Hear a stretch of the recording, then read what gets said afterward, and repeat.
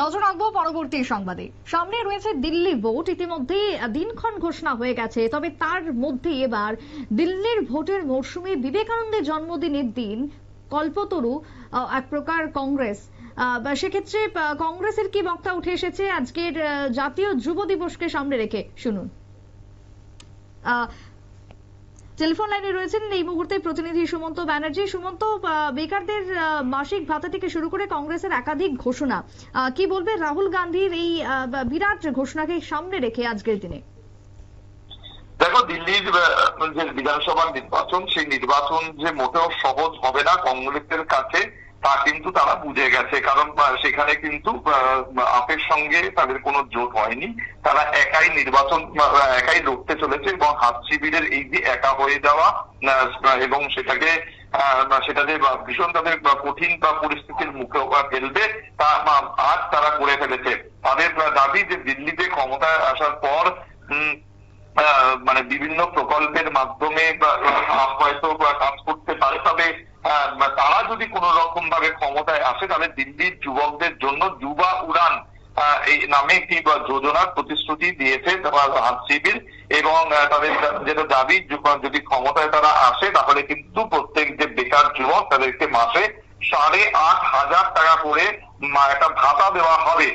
রবিবারই সাংবাদিক বৈঠক করে এই প্রকল্পের ঘোষণা করেছেন দিল্লির নির্বাচনী দায়িত্বে থাকা কংগ্রেস নেতা সচিন পাইলট। তিনি বলেছেন যে আগামী 5ই ফেব্রুয়ারি দিল্লিতে নয়া সরকার গঠন হবে এবং সেই লক্ষ্যে কংগ্রেসের তরফে দিল্লির যুব সম্প্রদায়ের জন্য নয়া উপহার আনা হচ্ছে।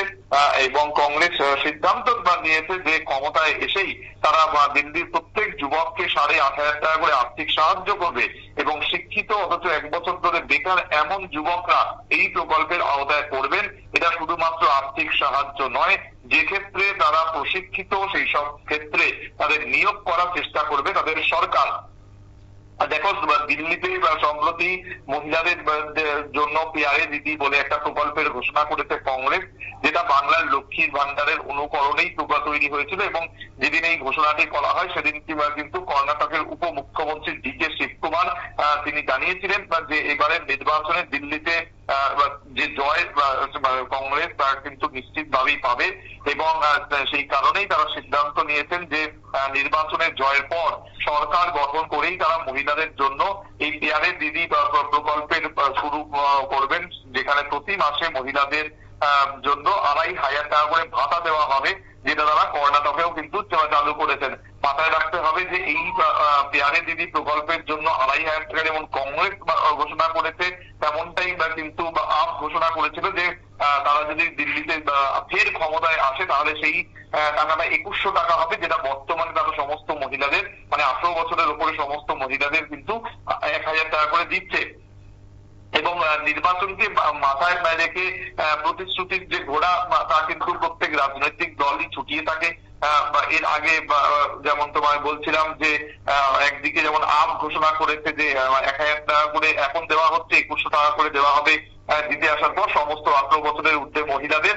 এর ঠিক সেরকমই কিন্তু দান খয়রাতির পথে আরো একবার হাঁটলো কংগ্রেস, যেখানে তারা কিন্তু 8,500 টাকা করে ঘোষণা করলো দিল্লির বেকার যুবকদের জন্য।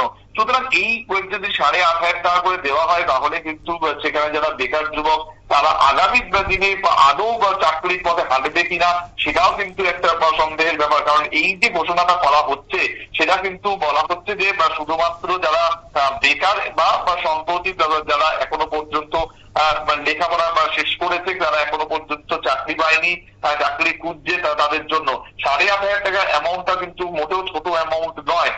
হয়তো বর্তমান দিনে যে সমস্ত খরচপাতি তাদের অনুপাতে হয়তো খরচটাকে কম মানে অ্যামাউন্টটাকে কম দেখা যেতে পারে, কিন্তু এই 8,500 টাকা যদি কারোর অ্যাকাউন্টে ফিক্স প্রতি মাসে ঢুকতে থাকে তাহলে কিন্তু তাদের যে কাজ করার যে ইচ্ছে সেটা হয়তো হারিয়ে যাবে। অর্থাৎ অনেকেই বলছে যে আজকের দিনে যে কর্মসংস্থান কোনোভাবেই সম্ভব নয় বা শুধু প্রতিশ্রুতি দিলেই যে কর্মসংস্থান হয়ে যাবে তা কিন্তু।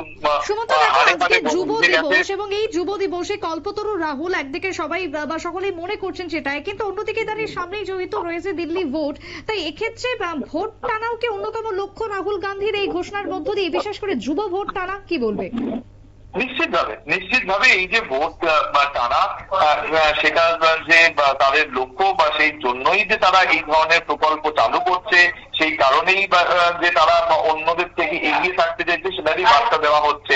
দেখো বিষয়টা হলো যে ইতিমধ্যেই কিন্তু যেমন পেয়ারে দিদি প্রকল্পের ঘোষণা করেছে, আমরা জানি যে এই লক্ষ্মীর ভান্ডারের অনুকরণে সারা দেশ জুড়ে আজকের দিনে প্রতিটি রাজনৈতিক দল যেখানে ক্ষমতায় রয়েছে তারা কিন্তু এই ধরনের প্রকল্পগুলো চালিয়ে যাচ্ছে। কেউ 2000, কেউ 2500, কেউ 1500 এই টাকা দিচ্ছে। সেটা মহিলাদের জন্য। আজকে হয়তো যে সমস্ত মহিলারা চাকরি করেন না বা কোনো ধরনের ব্যবসার সঙ্গে যুক্ত নয় বা যুক্ত, প্রত্যেকেই কিন্তু এই টাকাটা পাচ্ছে। কিন্তু 1500 সঙ্গে বা 2000 সঙ্গে বা 2500 সঙ্গে 8500 টাকার কিন্তু কোনো তুলনা হয় না।